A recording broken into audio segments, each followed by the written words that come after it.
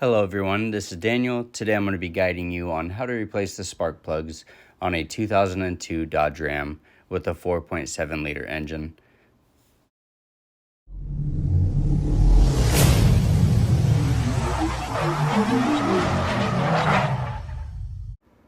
So today we will be replacing the spark plugs on a 4.7 liter V8.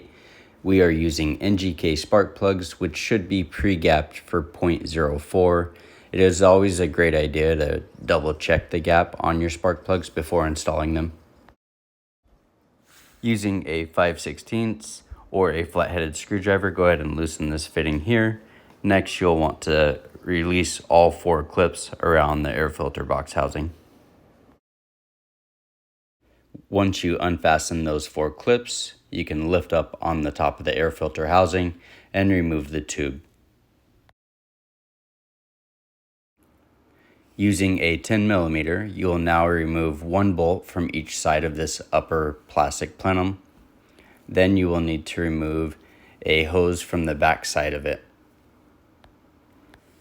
As I said earlier in the video, you will want to double check the gapping of your spark plugs. These came to 0.035, but we want them to actually be at 0.040. So we will have to adjust all 8 of these. This tool can be picked up at your local parts store for just a couple dollars. So if you've never used one of these tools, you take the spark plug and you start it at the smallest number on the tool, and you slowly wiggle the spark plug until you create enough gap to get where you need to be. In our case, we want our gap to be 0.040. When gapping your spark plugs, if you happen to create too much of a gap, you can simply take your spark plug and press it down on a solid surface to close that gap, and then recorrect your gap. For these next steps, you will want a 1/4 inch ratchet with a 10mm deep socket, along with a 10mm shallow socket, and it will be useful if you have a 10mm open-ended wrench as well. Using these tools, you will now want to remove all 8 of the 10mm nuts that are holding down your ignition coil packs. In addition to that, you will want to direct your attention to the engine oil dipstick, and there will be a bolt fastened to the dipstick bracket toward the firewall, and you will now want to remove that bolt. Now that we have all of those nuts removed from the top of each coil, we're going to remove each one of the harnesses connected to the coil by simply pressing in on the tab and pulling it directly out. Once this is done, you can then remove the coil by simply pulling it straight up out of its socket. Sometimes when trying to release the coil from the socket, they're in there pretty tight. So I recommend twisting them as much as possible and pulling them in different directions in order to help break them free. So now we're going to go ahead and remove each of the spark plugs. In order to do this, you'll need a 5/8 socket, a couple extensions, a 6-inch and preferably a 3-inch, and a 3/8 ratchet. Now we will go ahead and remove the spark plugs. When loosening them, please remember righty-tighty, lefty-loosey. And if by chance your spark plug isn't coming out of the hole once you have it all the way loosened, go ahead and use that magnet that I recommended earlier to lift that spark plug out of the hole.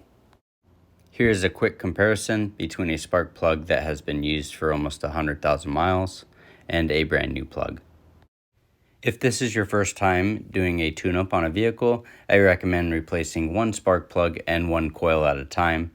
In this case, make sure you put your spark plug on your spark plug socket, and you'll place it down into the hole, and you'll make sure you hand tighten it. Don't just throw a ratchet on it.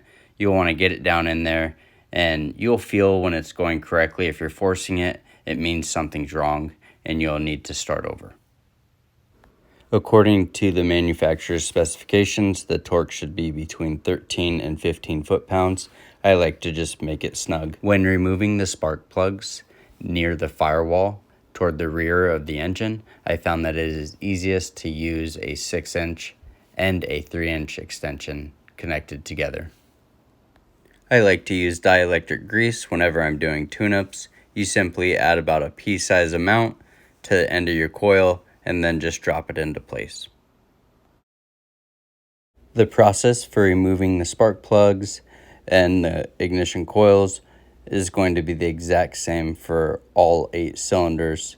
And then when reinstalling them, the process is still the same. It is very common that the spark plugs closest to the firewall of the vehicle will be the more difficult spark plugs to remove. If that is the case, I would recommend adding a touch of anti-seize to the spark plugs before reinstalling them. Once you have all of your spark plugs in place and torqued down, you'll want to go back through and add dielectric grease to each one of your ignition coils. Insert each coil into its place and then add the nut to tighten each one of them down, along with clipping each electrical harness back into place. Once that is done, you'll want to go to your engine oil dipstick and reinsert that bolt to keep that engine oil dipstick in place. Now that we are done with the coils, we're going to go ahead and reinstall the air intake.